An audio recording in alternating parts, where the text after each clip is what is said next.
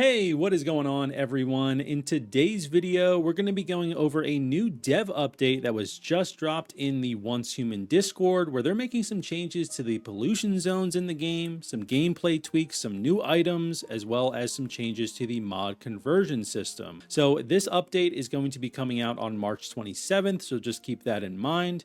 And of course, I want to know what are your thoughts on these updates by the end of the video, so please drop your thoughts down in the comments below. Also, I want to know, what do you think about this style format video where I am just going over the dev updates in the Discord? Would you guys prefer gameplay to be overlaid on this? Would you prefer a different format? Please let me know down in the comments, because this is kind of the first time I'm going through a video in this format. So as you can see, it says here that this update is coming out on March 27th, and they're going to be including a pollution zone revamp, new gameplay experiences, resource balancing, and mod conversion improvements. So let's go ahead and hop right in. So first off, here with the pollution zone adjustments, basically what they're saying is that players found these pollution zones to be too predictable and too static, so they're trying to make them a little bit more dynamic. And now Stardust Ore is actually going to have a purpose. So Stardust Ore will be able to suppress and absorb contamination, and it will appear in areas with high contamination. Also, items and structures crafted using Stardust Ore will be super effective against deviants, and Stardust Ore in the environment will also continuously weaken nearby deviants. And when you're mining Stardust Ore, it will now trigger a gradual rise in contamination levels, which will only stop when the Stardust Ore respawns, restoring its suppressive effect. So I like that they're giving Stardust Ore a better purpose in the game. I felt like it didn't really have a huge purpose prior to this, so I like that they're adding a bit more utility to the Stardust Ore. They're also adjusting the contamination rules in the pollution zone. So sanity will now start at 1000, and it will drain at a rate of contamination level minus pollution resist per second. It also says when sanity drops below a certain level, special deviants will attack, and you must use Stardust Ore or crafted items to repel them. So again, giving another purpose to Stardust Ore. And they've also added a new structure into the game called the Veil of Tranquility.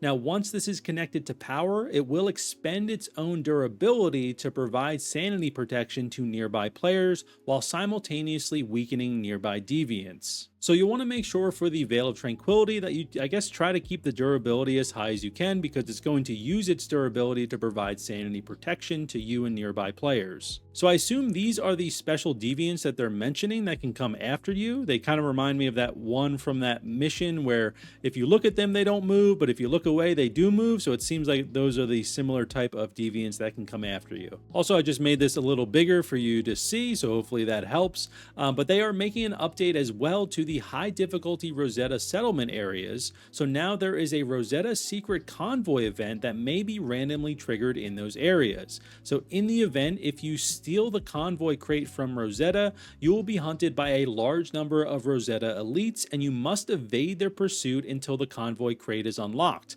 The convoy crate will contain a large amount of control units, which can be used to craft bullets and tactical items. Also, before we continue with these update notes, I just want to remind you guys that the mobile version of Once Human is coming out on Android and iOS on April 23rd, so be sure to go ahead and pre-register for that. I will have a link in the description down below if you are interested. There's already been over 30 million people that have pre-registered for the mobile version of the game, so it seems like it is pretty highly anticipated. I will definitely be checking it out, especially on stream, so be sure to go ahead and pre-register if you are interested. This will have cross-play and cross-progression, so you'll be able to go ahead and hop into the mobile version using the same character that you use on PC, which is really exciting, especially if you want to hop into the mobile version and do just some resource collection, or just go ahead and play and continue your story, and then hop back over to the PC version, and it will be all cross-progress, which is awesome. So feel free to go ahead and check out the mobile version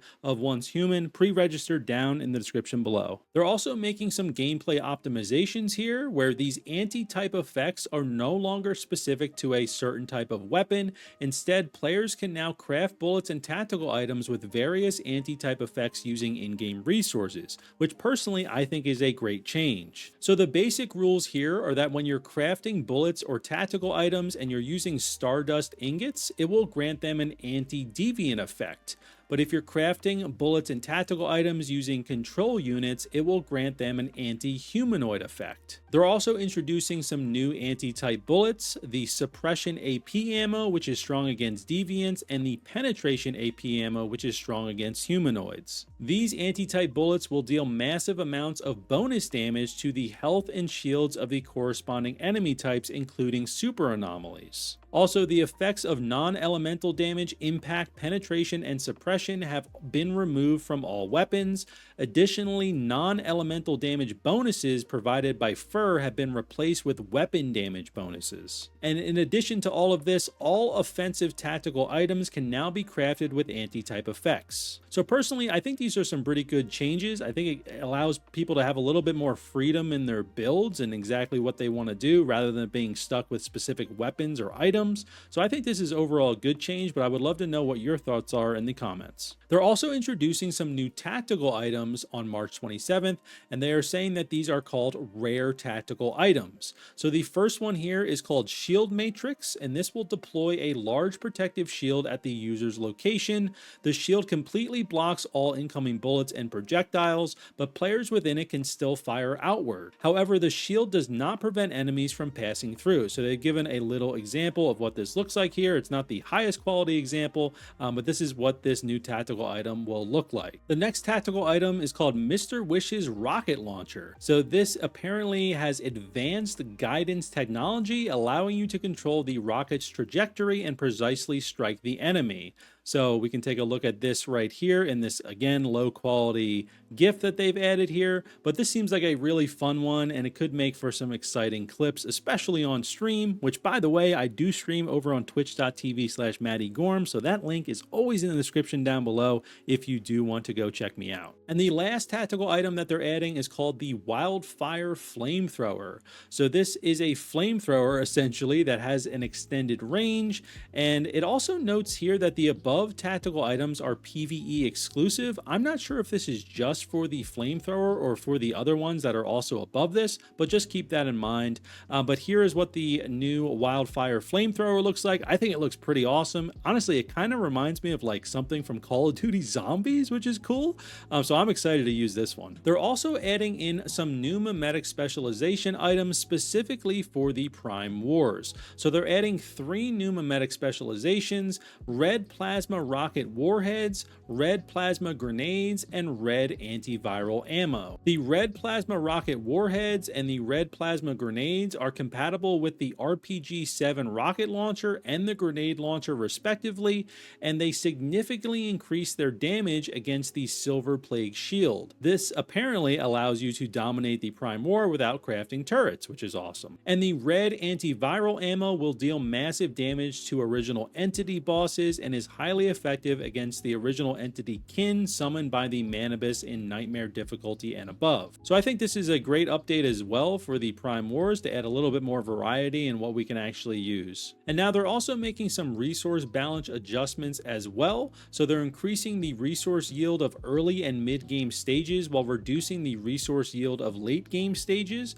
So this affects Energy Links, Stardust Source, and Barreled Premium Fuel. They're also increasing the value of resources obtained from pollution zones such as Stardust Ore, but reduce their respawn frequency. And they've also adjusted the conversion rates of some Memetic Specializations, including Sulfur Chemist and Oil Processing. They've also gone ahead and detailed some of these yield adjustments here, so I'll just put an image of this on the screen so you guys can see this yourself, because it kind of gets just a little bit into the numbers there.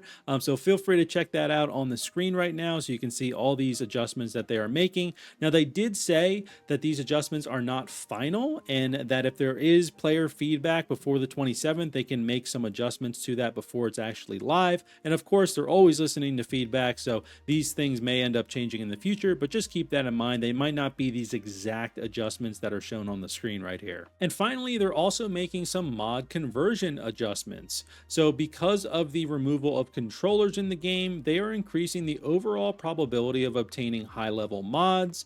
Also, when converting mods of the lowest initial level, there's now a chance of obtaining mods with epic attributes. And they've also mentioned that the higher the total initial level of the mods being converted, the higher the minimum rarity of the mods obtained, and the greater the chance of obtaining high rarity mods. So it seems like these adjustments overall will just make it easier to get better mods, which I am always a fan of. So there you have it, folks. That is the latest development update from Starry Studio, where they're making adjustments to pollution zones, some gameplay tweaks, new tactical items, some mod conversion changes, as well as some resource adjustments. Please let me know what you think about all these changes in the comments down below. I think there are some pretty good stuff here. I would definitely like to see them take some of this a step further, but I do think that this is a step in the right direction. And yeah, just let me know what you think in the comments down below. And of course, if you did enjoy today's video, be sure to like and subscribe for more Once Human content. And also feel free to join our Discord channel if you would like to. That is always linked down in the description below. We've got a great community in there, and I would love to see you over there. But anyway, thank you so much for watching. I really do appreciate it, and I hope you enjoy the rest of your day. Take care, folks.